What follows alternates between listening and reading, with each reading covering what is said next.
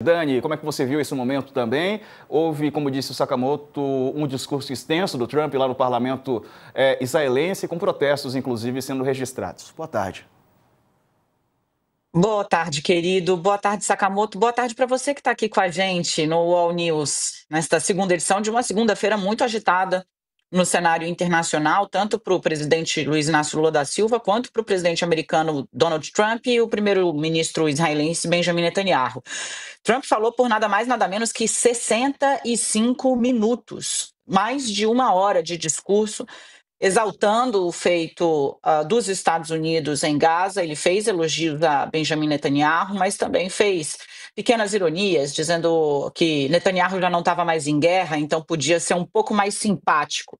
Ele diz que Netanyahu não é um cara fácil, não é um cara dócil, e é por isso mesmo que ele é bom no que ele faz. Foi o que disse Donald Trump. O fato é que Netanyahu tentou transformar esse dia em um dia de vitória política para ele, mas o day after, para não ficar me repetindo muito aqui, a gente ainda não sabe qual vai ser em Israel. O premier israelense perdeu muito apoio interno, perdeu apoio na Europa, perdeu as credenciais ali que o autorizavam, né, a falar de igual para igual em esferas como a Assembleia Geral da ONU, onde delegações de dezenas de países simplesmente deixaram o plenário no momento em que Benjamin Netanyahu se posicionou para falar. Ele tem uma série de investigações dentro do seu próprio país, tentou uma intervenção na Suprema Corte, que lhe rendeu também protestos pesados, e a realidade, com o fim da guerra, essa realidade vai voltar a se impor a Benjamin Netanyahu, né? Os problemas que ele, por 2 anos, com a ofensiva em Gaza, que está completamente destruída, conseguiu adiar, esses problemas voltam a ter palco na imprensa israelense, entre os observadores internacionais, e aí o premier pode acabar se deparando com uma situação difícil, porque o acordo de paz, o tratado que ele foi, como a gente já disse aqui, né, empurrado a firmar por Donald Trump, já que era o fiador de Netanyahu na seara internacional desde o início da guerra, são os Estados Unidos, né? Se perde os Estados Unidos, ele ficaria praticamente sozinho. Agora, né, depois que é empurrado para esse acordo, Benjamin Netanyahu perde apoio na extrema-direita, que vinha dando sustentação ao governo dele. A gente viu que tem uma oposição disposta a se manifestar, inclusive durante o discurso do presidente dos Estados Unidos no parlamento israelense, e todo esse caldo, esse grosso caldo, volta aí a circundar o premier israelense, que pode ter dias mais complexos, politicamente falando, à frente, Diego, Verdade. com o cessar-fogo. É isso, Dani. Ô, Sakamoto, como é que fica a situação do Netanyahu e como é que o Trump tem agido nesse meio tempo? Eu até escrevi um pouco sobre isso, porque o Trump ele fez um comentário durante o longo discurso que ele fez no Knesset, que é o Congresso, é o parlamento israelense, né? E ele deu uma declaração pedindo para que o presidente Isaac Herzog, o presidente de Israel, né? O presidente tem funções de chefe de Estado, mais cerimoniais, institucionais. Quem manda, de fato, é o primeiro-ministro, Benjamin Netanyahu.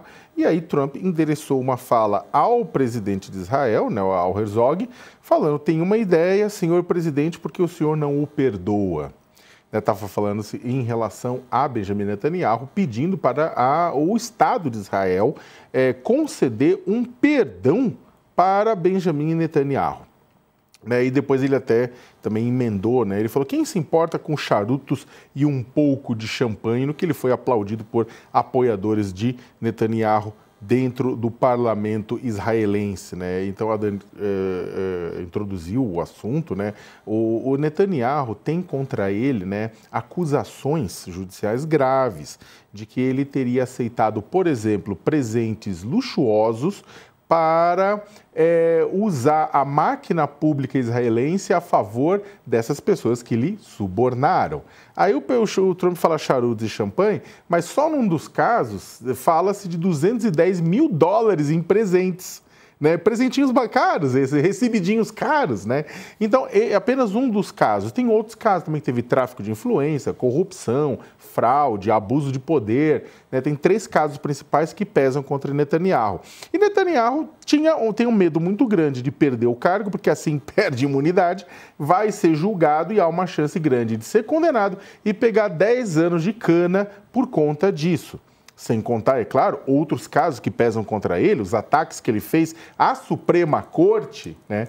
Qualquer similaridade com o Brasil não é mera coincidência, né? A gente sabe muito bem disso, né? A gente até tem a proximidade do modus operandi de determinados políticos de direita em todo o mundo, mas temos isso aqui, temos inclusive acusações do Netanyahu por conta da falha do governo de Israel no 7 de outubro de 2023, quando o Hamas cometeu aquele abominável atentado terrorista que deixou quase 1.200 mortos em Israel. Até porque Israel tem um dos melhores sistemas de inteligência do mundo, né? Tem um dos melhores sistemas de inteligência do mundo, né? De investigação, de espionagem, e isso não foi detectado pelo governo. O ataque passou batido pelo governo e só que se ligaram quando já estava acontecendo.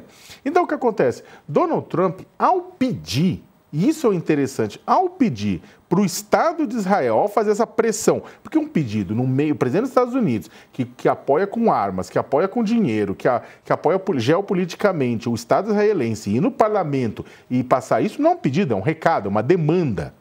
Ao demandar, né, ao Estado israelense que perdoe Benjamin Netanyahu, ele está fazendo a mesma coisa, é claro, com outras ferramentas, de outro jeito, que fez contra o Brasil, demandando que o Estado brasileiro perdoasse Jair Messias Bolsonaro por conta da tentativa de golpe de Estado, abolição violenta do Estado Democrático de Direito, organização criminosa. Ele também, ou seja, é uma tentativa de interferência em negócios internos, né, a respeito do julgamento e do funcionamento da justiça de outro país. Neste caso aqui, o Netanyahu não está sendo julgado ainda porque está no poder, mas o Trump já, de forma antecipada, já faz isso. E não só isso, na Truth Social, na rede social dele mesmo, em junho passado, ele falou que Netanyahu estava sendo alvo de uma caça às bruxas, exatamente usando essa expressão, caça às bruxas, que é a mesma expressão que ele usou para se referir a Bolsonaro no Brasil, né? E uma última coisa, e ele tem usado, sim, mas no Brasil ele usou a Magnitsky contra o Alexandre de Moraes, contra a esposa do Alexandre de Moraes, a tentativa de asfixia financeira, Moraes, que é o ministro relator do caso de Bolsonaro. Ora, no Tribunal Penal Internacional, que